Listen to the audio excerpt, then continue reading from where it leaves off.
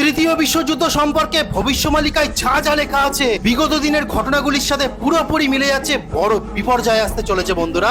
জগন্নাথ দেবের ভবিষ্যমালিকা অনুসারে আগামী 8 বছরের মধ্যে অর্থাৎ 2025-2032 মধ্যে তৃতীয় বিশ্বযুদ্ধ হবে বন্ধুরা। সারা বাংলাদেশ, ভারতবর্ষ সহ পৃথিবীতে খাদ্য সংকট দেখা যাবে, চারিদিকে সাইক্লোন টর্নেডোর মতো ঝড় বইবে, জলস্ফীতি এতটাই বেড়ে যাবে যে জগন্নাথের যে সিঁড়ি আছে 22টা সিঁড়ি পর্যন্ত জল সেখানে পৌঁছে যাবে, বিভিন্ন গ্রাম জলের তলায় চলে যাবে। 2032 মধ্যে বিভিন্ন দেশে আমরা আগ্নেয়গিরি দেখতে পারবো, ভূমিকম্প দেখতে পারবো, যেটা অলরেডি আমরা দেখতে পারছি, দুর্ভিক্ষ দেখা যাবে এবং অজানা মহামারী রোগ অর্থাৎ ভাইরাসের যে আক্রমণ আমরা দেখেছিলাম সেই রোগ আবার আসতে চলেছে, মহাপ্রলয় আসতে চলেছে।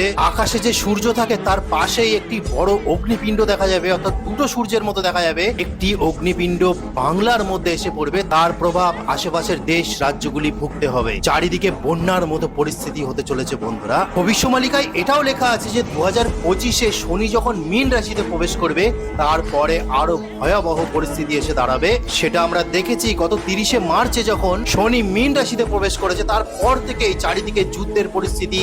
এখন করোনা আতঙ্ক বেড়ে গেছে, অনাবৃষ্টি, কোথাও অধিক বৃষ্টি, অতিরিক্ত গরম, কোথাও অতিরিক্ত ঠান্ডা, কাশ্মীর ঘটনা, সারা দেশ বিদেশে যেভাবে যুদ্ধের পরিস্থিতি তৈরি হয়েছে, যেভাবে অনেক জায়গায় যুদ্ধ চলছে, সেখান থেকে পরিষ্কার ধরে নেওয়া যাচ্ছে যে আগামী 8 বছরের মধ্যে তৃতীয় বিশ্বযুদ্ধ শুরু হতে চলেছে। ভবিষ্যমালিকায় এটাও লেখা আছে, আপনারা দেখতে পাচ্ছেন যে শনি যখন মীন রাশিতে প্রবেশ করবে তার বিপর্যয় এতটাই তীব্র আকার ধারণ করবে যেখানে বৈদ্যুতিক যন্ত্রপাতি, কম্পিউটার, স্যাটেলাইট সমস্ত কিছু স্থাবর হয়ে যাবে।